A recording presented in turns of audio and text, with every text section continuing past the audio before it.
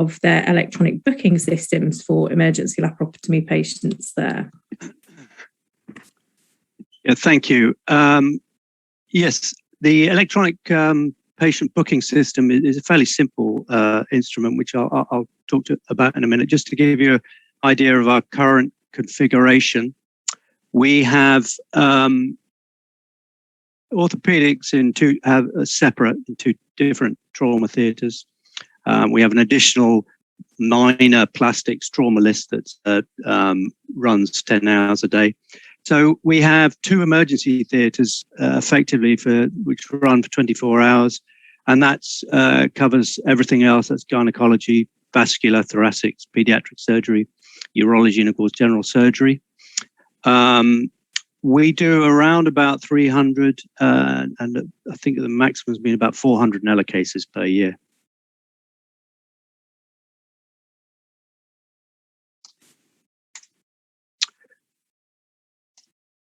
We did have a Hsn Peer review just prior to the pandemic 2 years ago, which was very useful to involve our management and all the involved specialties in agreeing processes to improve our sort of NELA outcomes.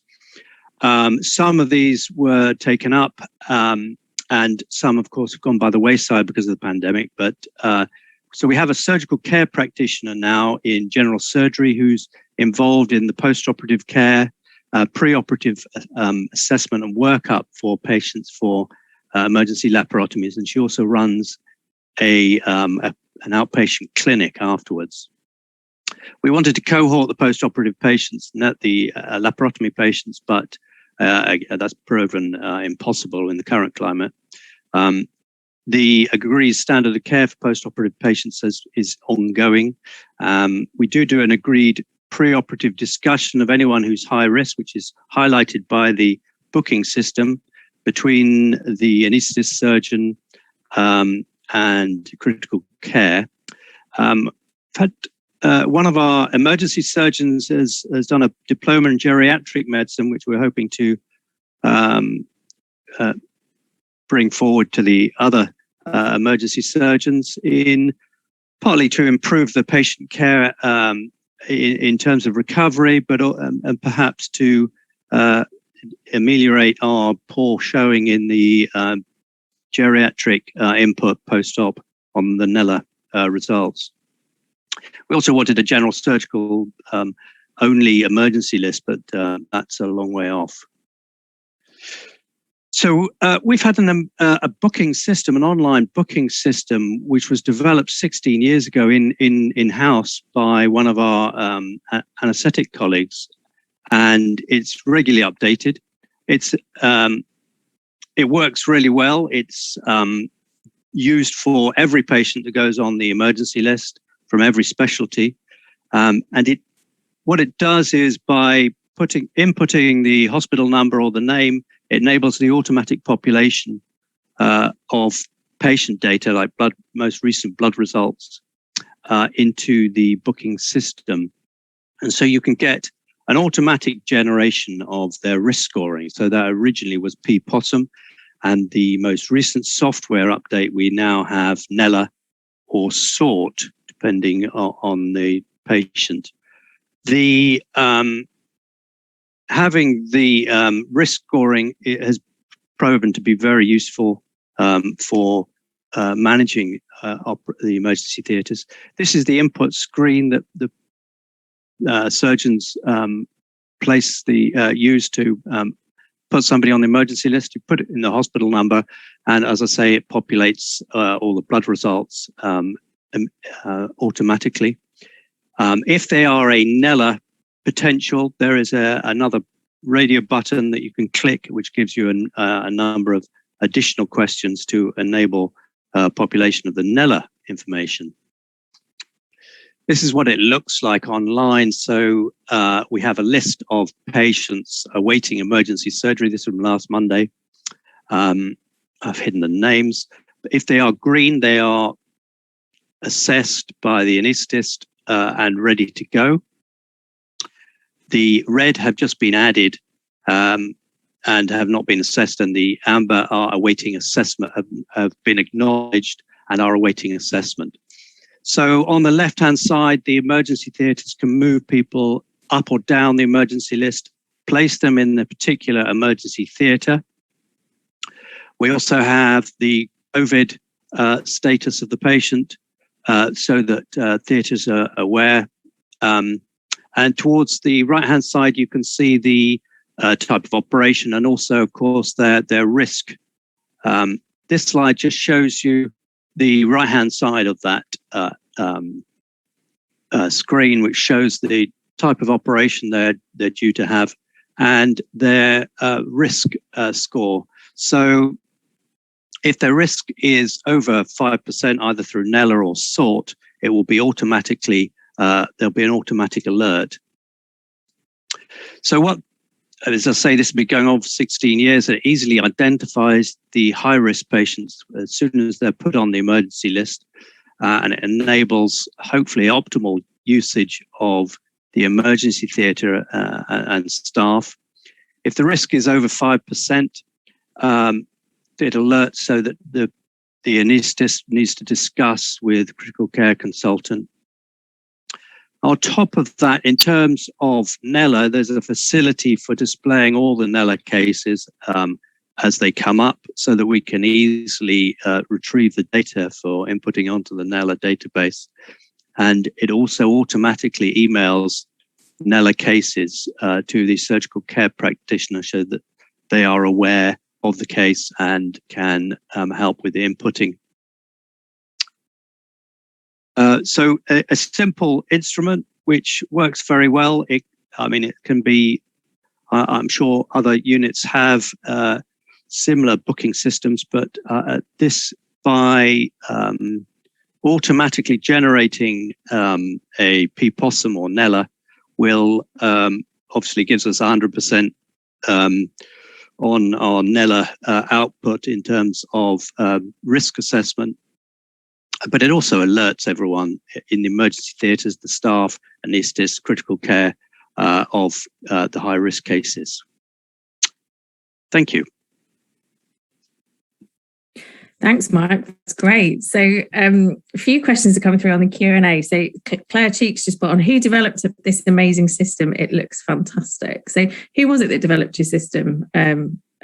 It's one of our anaesthetists, David Nunn, who he does the updates. I don't know what number he's up to now, but it seems to be updated fairly regularly. The recent one, as I say, is now changed it from POSM to NELA, and has given it the red, amber, green effect as well. So David Nunn is basic.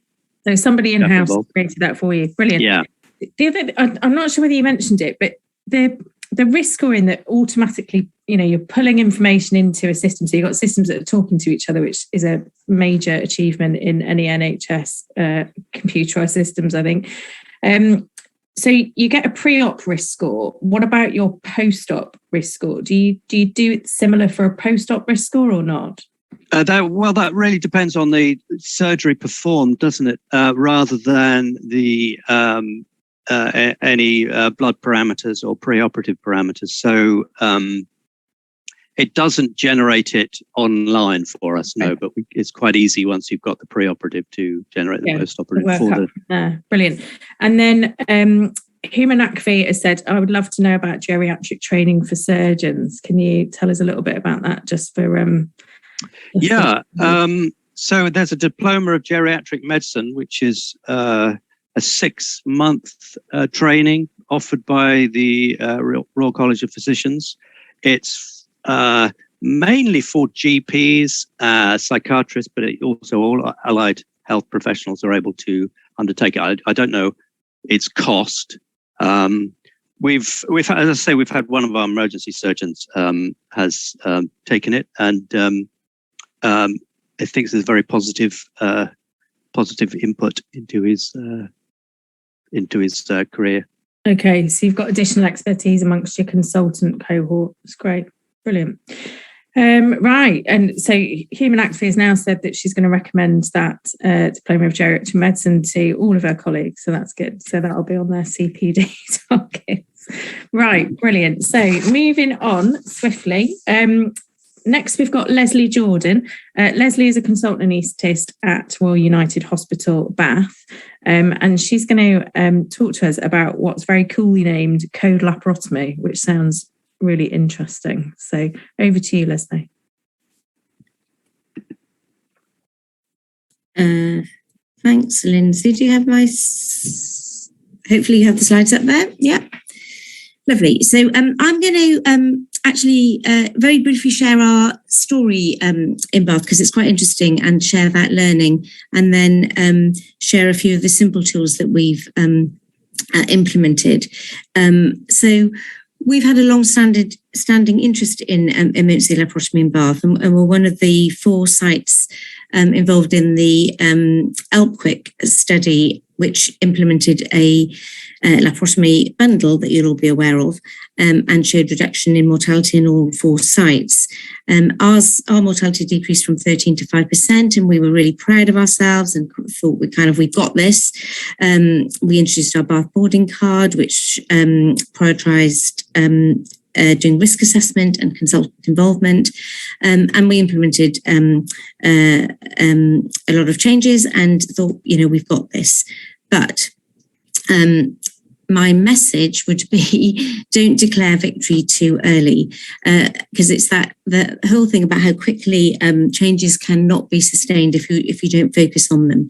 So the end of the project, it was a research project. We had no ongoing data review, but Neela had commenced, so some data was being collected by a research nurse, but not in line with the teams or being fed back to the teams. So there was no review of data, case ascertainment was low, it was retrospective note review, all the junior staff had changed, and we generally felt that the bundle wasn't being delivered anymore, and we were quite right. So when we reviewed all of the data, our bundle compliance was poor and mortality rate had increased to 10%.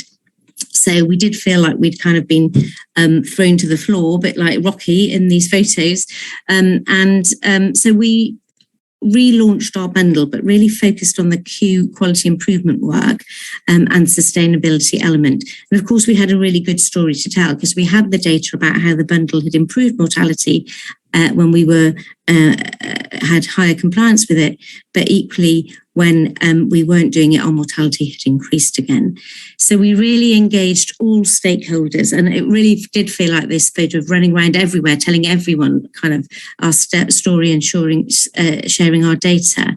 So surgeons, anaesthetists, trainees, theatre teams, and also our executives. And we had a quarterly report to the board as well, quality improvement teams, and a hugely multidisciplinary engagement.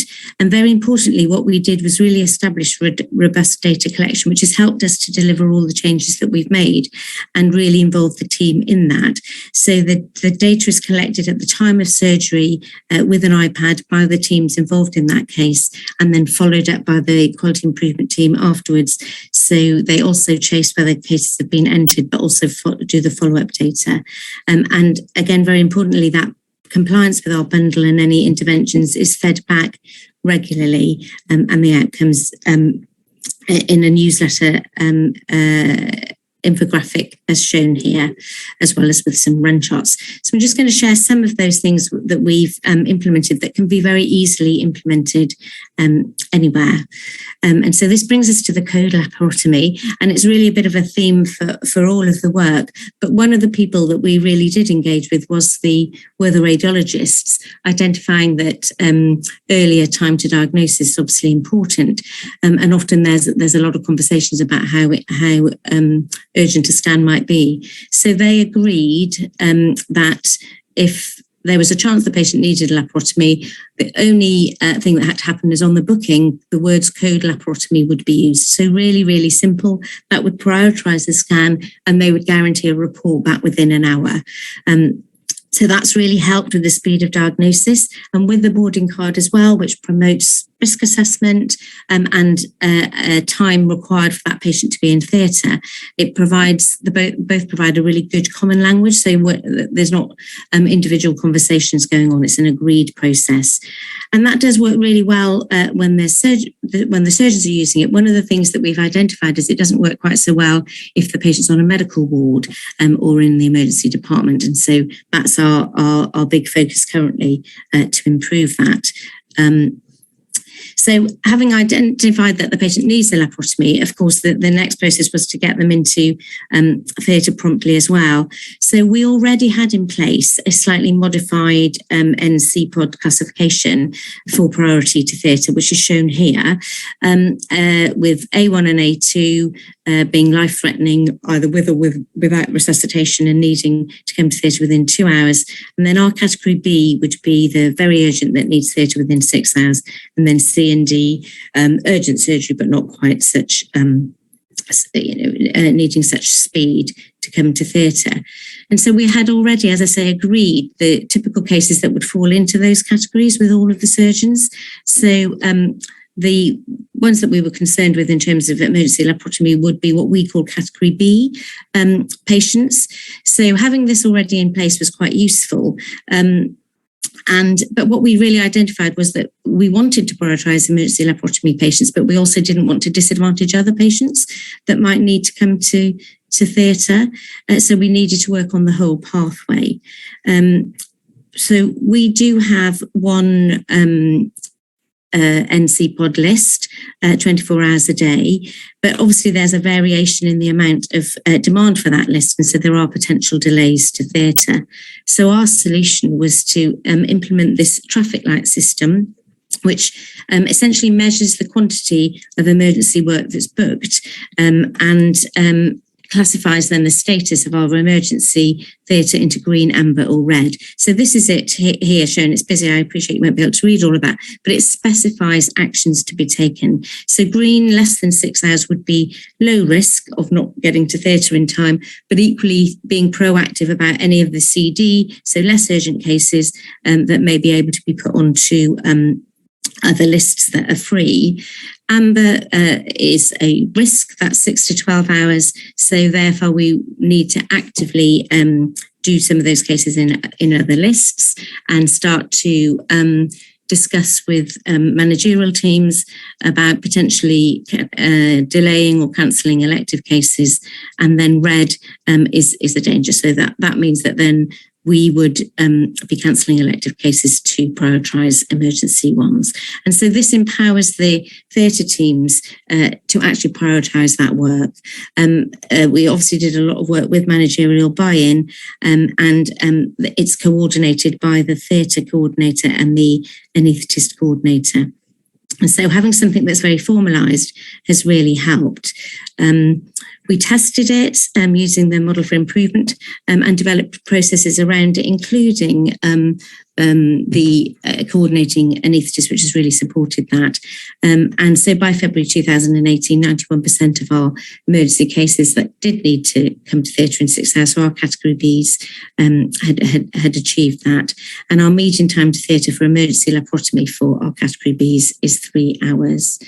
And in fact, we had I remember taking over on call one time at 5 o'clock, and there were 3 emergency laparotomies already running in 3 different theatres, only one of which was obviously our emergency theatre. And that was because of the implementation of this traffic light system. And it was really great to see, actually, that none of those patients were delayed, whereas they would otherwise have been if we hadn't had our traffic light system. But so that was also 3 theatre teams, so nursing staff, surgeons, trainees, anaesthetists, all staying late, but very happily staying late because they identified it was the right thing to do.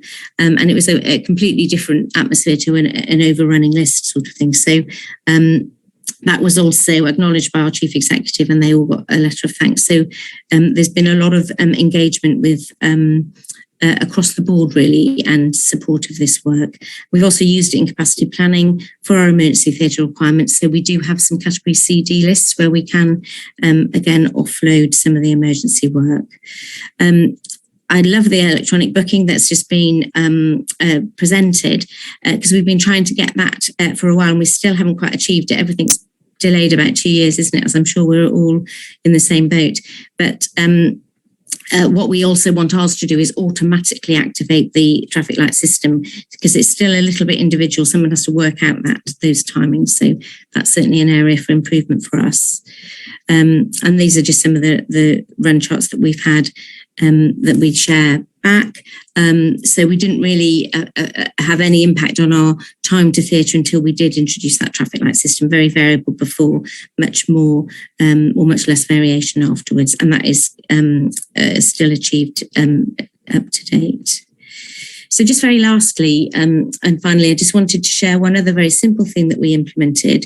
And this was about trying to make it easy to do the right thing. And we empowered our theatre teams, identifying that they're mainly the permanent staff. So in terms of sustainability, if we want to make this just the way we do it around here, allowing them to implement things was very important. And so they came up with this idea of our emergency laparotomy trolley, which is just essentially a trolley which has everything in it that you need to deliver the bundle in theatre.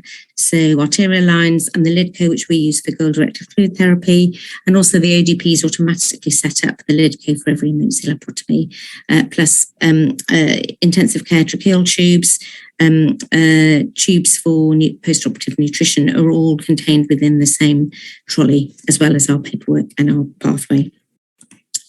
And then again, this is just an example of what we would feed back. So very importantly, all of that is fed back to the teams. And this is our run charts for critical care post-operatively for all patients, and another example of our newsletter. So that's just a bit of a whistle-top to fall through some of the things that we've done.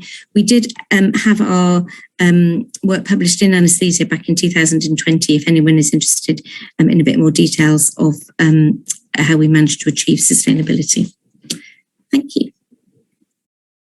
That's great. Thanks, Leslie. That was really interesting. One thing that really sticks out for me is that you talk a lot about engagement of all your stakeholders. You've clearly got quite a lot of engagement, and especially with the exec team as well, which is great.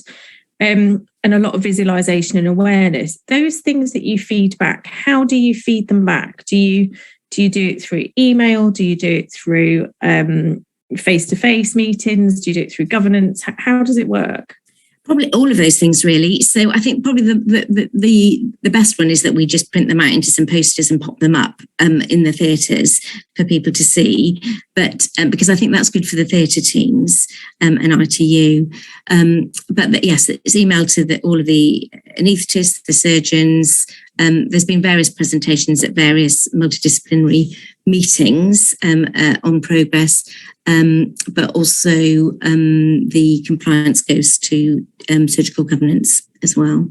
Yeah, brilliant. And do you bring all the kind of specialties together? So do you meet as, maybe ED, radiology, surgery, anaesthetics? Do you have like a joint governance or feedback meetings, or is it more that it's all done in silos and not as joined up as you'd like? So it certainly was. When we relaunched the bundle, we set up a whole steering group and had regular kind of monthly meetings and really relaunched. Obviously that we don't continue with that now, but we had just started pre-COVID a regular meeting. Actually, it was just the leads, really, essentially. So in terms of surgical lead, anaesthetic lead, theatre lead, meeting to discuss any particular cases from the week before, or particularly to review laparotomies, and also trying to look at those that hadn't gone to theatre. But that has all fallen down with COVID. And again, part of that was also trying to engage and get involvement from ED colleagues, which is obviously a real key focus for us now. So all of that's kind of a little bit gone to pot, but is definitely on my list of stuff to redo, because I think our focus really along the lines of the last NELA report as well is to get that multidisciplinary meeting going again with ED, with and work on an acute abdomen pathway outside of theatres for medical wards as well. So that's about the code laparotomy. it works really well, but it isn't working kind of everywhere. So I think that's a really big focus for us. Okay, brilliant. Right, I've got some more questions. I'll come back and ask you in a minute. So I'm going to hand over now to Orin Saha, who's consultant colorectal surgeon at Calderdale and Huddersfield. And Orin's going to talk to us about timely source control and also the use of laparoscopy and laparoscopic emergency surgery. Thanks very much, Linda, and thanks to Neela and the Royal College of Anaesthetists for organising this. So really, what I wanted to do was spend a few minutes just talking about some of the changes in our emergency service here at Huddersfield, and to highlight some of the key differences in management that we've been able to achieve by making these changes, and possibly suggest some reasons for our improved outcomes over the years. And really, I suppose the take-home messages from what we've learned here at Huddersfield here really. Source control, to my mind, is the absolute critical part of managing these patients. And to do that, you need early and regular consultant input. I'll talk a little bit about consideration of the laparoscope. And finally, just touch on the fact that it's not all about the laparotomies. I really think that it's about the whole system change for how we deliver acute surgical care that allows us to improve our outcomes. And I suppose the first thing to say is that we're a normal place. We're a normal hospital that you'll recognise up and down the land. There are 13 of us on the rota, 7 lower GI, 6 upper GI. But when we made our rota change, when we changed the way we deliver emergency surgery, there were only 9 of us. And over the time of the last 8 years of the Neela study, we've gone from 9 to 13 consultants. We don't have a subspecialty on call rota. Each of us does the acute rota fully, and we get trainees from the Yorkshire Deanery that go from between ST3 to ST6. We very rarely get senior trainees. And as you can see from the various charts produced by Neela, we're a normal place. Our chart here are the light blue bars for each of these operations and conditions. And the conditions that we operate on are the same as those up and down the land, predominantly small bowel obstruction, peritonitis, perforation, and so on. And the same goes for the operations that we do. We do some adhesiolitis, some small bowel resection, and some right hemicolectomies, and then other operations thereon in afterwards. We're a normal place with normal conditions and normal surgeries. But perhaps some of our bits are a bit abnormal. All of our consultants are on the acute rota.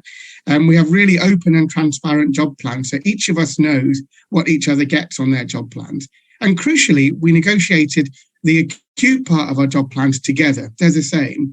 Everyone feels like they contribute equally to our service.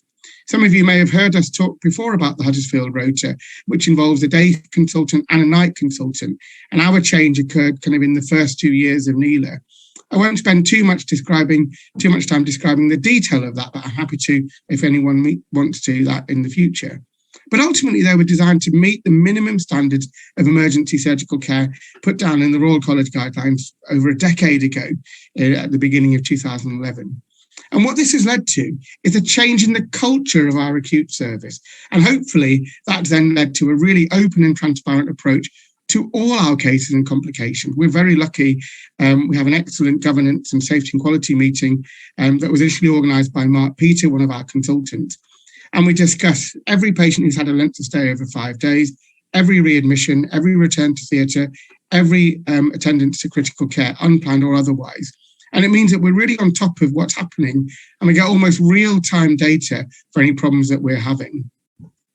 So when you then think about what could be important to change a patient's outcome, to my mind, these are the things that we can impact in hospital. Early diagnosis, early surgery, hopefully, of course, high-quality surgery, and then what happens afterwards, critical care, medical input.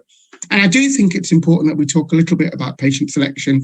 And I have worries in the past about hospitals whereby we may not be offering patient surgery if their risk is deemed to be too high. As surgeons, as our department, really these are the things that we have a little bit of an impact over. What can we do to try and maintain early diagnosis and early intervention as best as possible? I'll deal with the patient selection issue right from the outset. I don't think that's an issue in our place. You can see over the course of the Neela study, we've been doing more and more surgeries. And indeed, our predicted preoperative Neela mortalities have been rising as well. As we've noticed our mortality improving and our outcomes improving, I do feel like it's led to more confidence that we are taking on cases and offering patient surgery. But what you can see, these are our data from year 6, and these are really no different to previous NELA reports. Very, very few of our patients are actually getting to go to intensive care. So less than half of our patients with a risk of death over 5% last year went to intensive care, and only just over half with the risk of death over 10%. Undoubtedly, that was affected by COVID. And I've been amazed, actually, with a number of hospitals in this latest report who have reported 100% transfer of patients to HDU or ICU after emergency laparotomy. We've just not been able to achieve that. But even before COVID, we were only running at between 50 and 60%. So if it's not patient selection and if it's not critical care, to my mind, there must be something that's explaining that our persistent and continuous reduction in mortality, this isn't a one-off data point, this is a trend in improvement in outcome. And the same goes for our real-time monitoring of mortality. And you can see that our predicted mortality consistently is higher than our observed mortality when we use our EWMA plots, which we engage with regularly in our department. So I think really there are very few differences in our department compared to other departments. And to my mind, the key thing is source control. Here's a plot of the interval from decision to operate to arrival in theatre nationally. But when you then superimpose our curve at Huddersfield over that, you can see that consistently from our rota change, we've been able to get our patients to the operating theatre that much quicker. We've been able to make that decision that much quicker and then intervene that much quicker. And there's only one reason that we've been able, because of the consultant presence for the entirety of the patient's pathway. The only real difference is time to surgery. And really, I think this is only achievable by genuine 24/7 consultant cover. If our patient needs a Hartman's at 6 a.m, they will get a Hartman's at 6 a.m. If there's a decision to be made at 4 a.m, they will get that decision at 4 a.m. The care that a patient receives at 2 a.m. should be exactly the same as that they would receive at 2 p.m. But we have to find a way as a system, as a country, to deliver this without killing ourselves as surgeons. Many surgeons in the country at the moment at least are used to working 24, 48, 72, 96 hours. But our consultant surgeons who are coming through the system, who are very close to appointment, will never have worked a shift longer than 12 hours. And yet we now suddenly expect them to be moving into really the hardest part of their career as they get older and working shifts 2, 3, 4, 5 times longer than they've ever worked before. The other bit, which I think when we look at our data that I feel may have made a difference, is the greater use of the laparoscope. And you can see that our proportion of patients having open surgery has fallen. And our proportion of patients who are having laparoscopic surgery for acute has increased by a factor of 5. And I feel that when you actually then look at individual operations, there are some real operations where there are key differences in the Huddersfield data with that we see in the overall NELA data. So almost half of our patients with perforated peptic ulcer now have an entirely laparoscopic operation. But that compares with around 18 to 19% of the cases in the overall NELA database around the country. And again, you can see almost 40% of our patients having adhesiolisis are having laparoscopic surgery and small bowel resection around a third. Now, I don't know that the laparoscope is the thing that's making people do better. But what I think is the use of the laparoscope is a marker for consultant involvement for the whole case. You know, a band adhesion is relatively easy to deal with via laparotomy with the registrar with relatively minimal consultant input. But the registrar may not be comfortable to do that case laparoscopically. So if the consultant is there, it means everything's being driven and everything being done that little bit quicker. And of course, it allows for greater training for our trainees as well. Of course, the laparoscope means that if you are converting, you can use smaller or more planned incisions. And of course, it makes it easier for pain management and early immobilization. Such that now within our department, the use of the laparoscope for emergencies is fairly standard. People don't question that. And the question is, why shouldn't you use a laparoscope rather than, is this case appropriate for the laparoscope? Finally, I just wanted to make one comment about the fact that it's not all about laparotomies. We're a medium-sized DGH. We do between 160 to 190 laparotomies per year. But this is in our overall burden of over 10,000 acute admissions. So it's really a small group of our acutes. But if you look at the hospitals who are presenting here today, Bath, Norwich, Cambridge and ourselves, they've not had, these aren't kind of blips in their mortality. They've had sustained trends in improved outcomes in Neela mortality. But they are also the highest functioning ambulatory units in the country. And I think getting all of this right, getting the whole system pathway right, is what makes your laparotomy care that much better.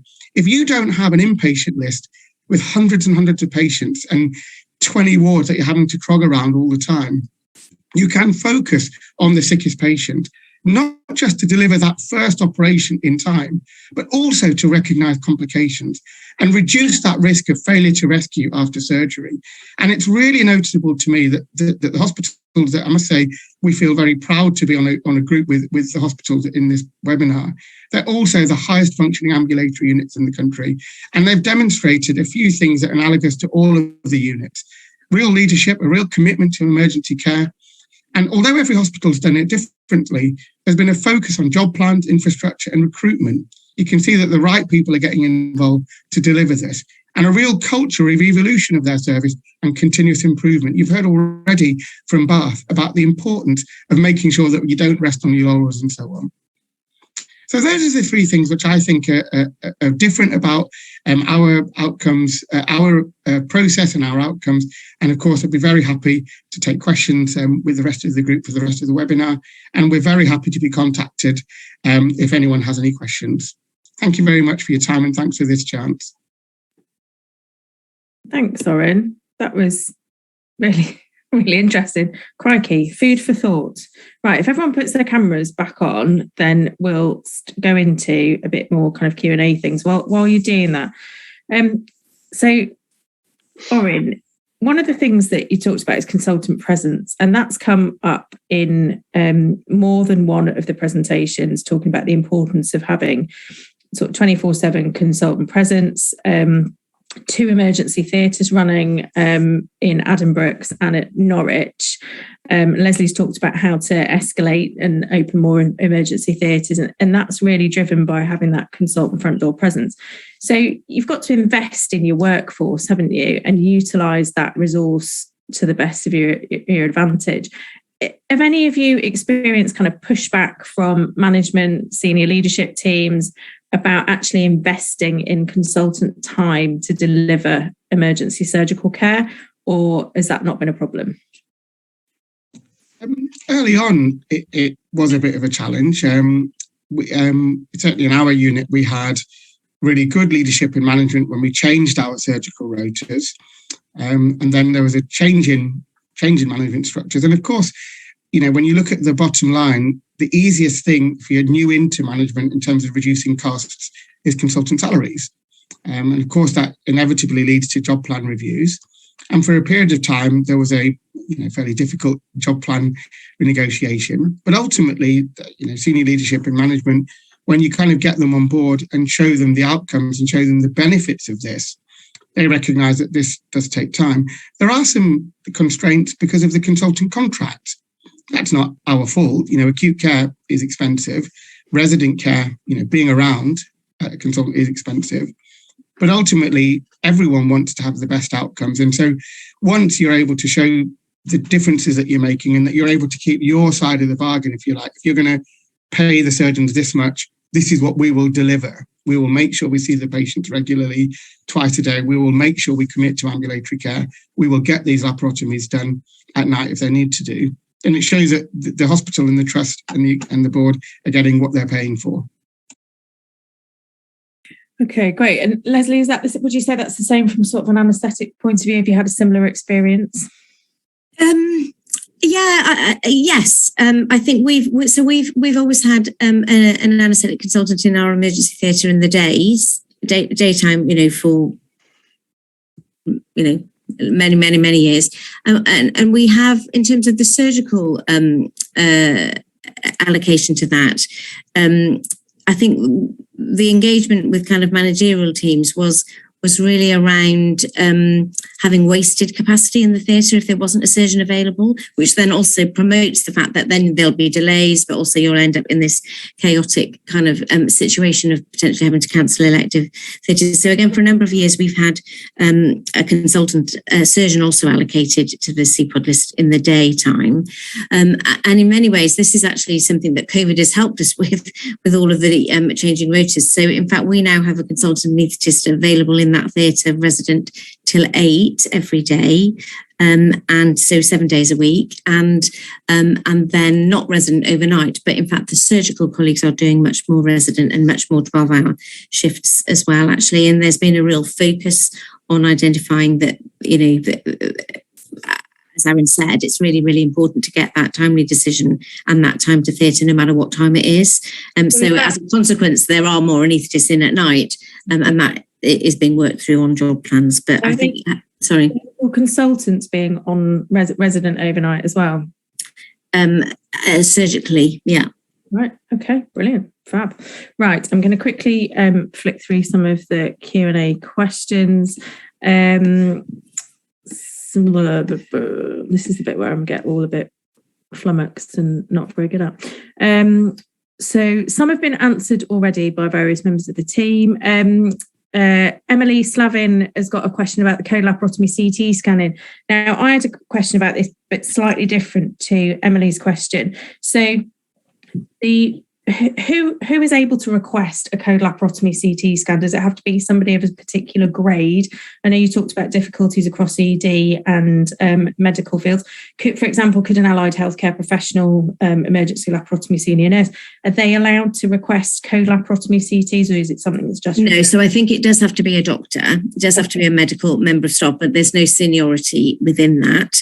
Okay. But it is really only being used by the surgical teams. We need to spread that. So we have spread it, but it's not reliably being used, if you like, by medical and ED teams. Okay. And that's where we really need to embed that. Okay, so then Emily's question was around the report. What grade is the report? Is it an SPR report, a consultant report? I think it's mainly a consultant report, but again, it's whoever's doing that emergency reporting. But I think in our trust that is mainly consultants or an outsourced consultant. Okay, all right, brilliant. Mike, you mentioned a surgical care practitioner for emergency laparotomy. There's a question that's come through about this, and that's one of the things I'd circled to ask you about. So one surgical care practitioner for pre-operative workup and outpatient follow-up for emergency laparotomy patients. Mm-hmm. Do you need more?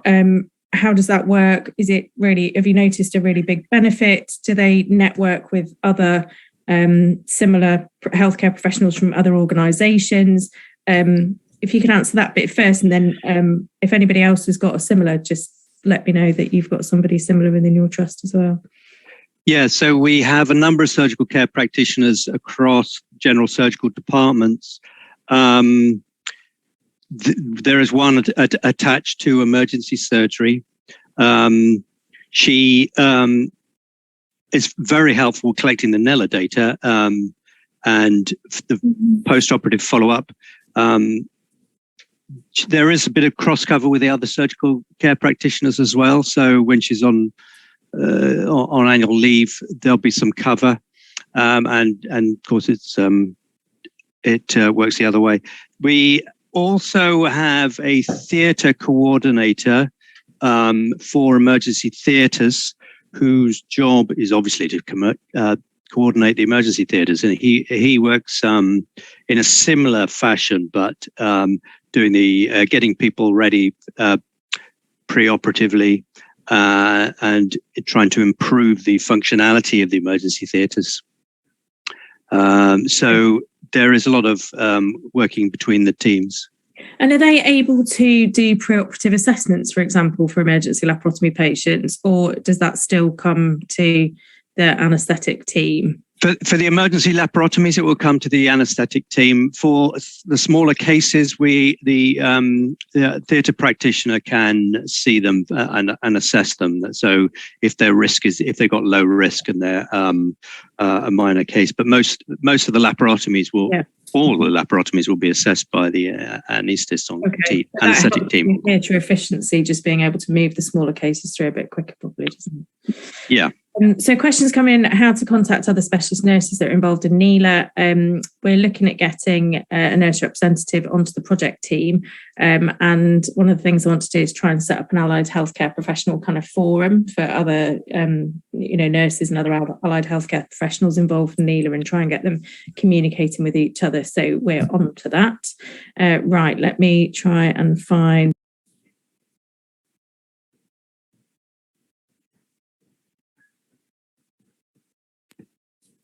Can we have more details of the traffic light system? Who and how is it calculated and who implements it? Presumably that's a question for Leslie, and also Michael mentioned traffic lights as well.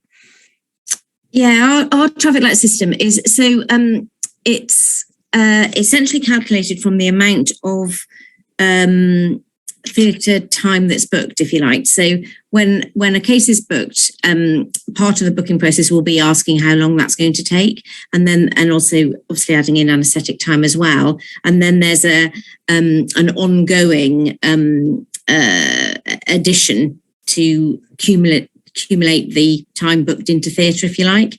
So that's where I was saying about we've been trying to get that electronic so it's automatically done, because at the moment it is reliant on someone calculating when you get to 6 hours. So after 6 hours, then you'd be going into amber. There's a sign on the door, or, red, amber or green card essentially on the door that's, stipulates what the status is at the time. But the idea is really at 4 hours, you're already thinking that another case being booked could potentially put us into amber. So it's a very dynamic thing that is dependent on the person in that emergency theatre as well. So there are, most of the time it works well, but there are some times when it's not quite so efficient as it could be, and that's why the electronic bit about that being calculated automatically. And the reason that it's obviously got to be dynamic is as a case is done, obviously then it might decrease again. So it's a very kind of but I think the message is that it's about being proactive, and so the anaesthetist, the coordinating anaesthetist will check in there at the beginning of the day as well, having known what's going on in all of the other theatres and know what the state is, what's booked there, can immediately identify whether something needs to or could be done somewhere else. So we're proactive before we get into the amber or red. So I think that's where it's had real benefit is being proactive with your emergency cases already. But the reason that it's useful having it as a very established and agreed tool is that then there is no argument if we do have to go into other theatres.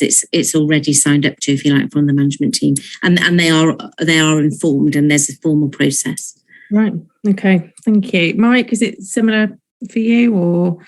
Well, no, ours is a different traffic light electronic booking system. Yeah. Different one. It's for whether the patients are ready to go to theatre, whether they need assessment, and whether they've been booked. Okay. So, and do you feel that what Leslie's got at her organisation, would that benefit you at all at Norwich, having sort of dual traffic lights at the booking system point, and then being able to visualise how busy your theatres are? Because I think you've got the most number of NELA cases a year out of all of the presenters today. Yeah, that's a fantastic system. As having two different traffic light systems would be complicated, but yeah, it's a very good system. We have a separate method for identifying when we're likely to get into trouble from a time perspective on the emergency theatres. It's effectively like most trusts. It's looking into bumping into elective theatres and stopping those, and so moving the emergency work on to other theatres.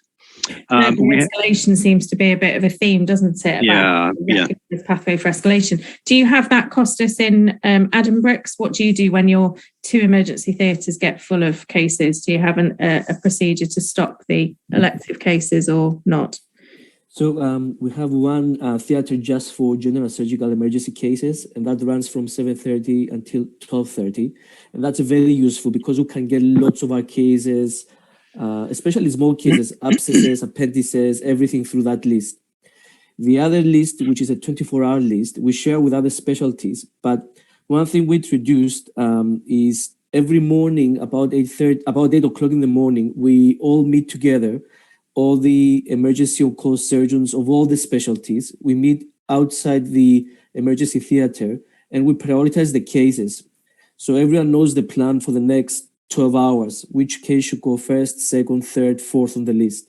So everything is well planned and there's no delays between cases. And that's how we use this system to try and that way anesthetic team, surgical team, and all other subspecialties know exactly what's going to be going on in the emergency theatre for the next 12 hours.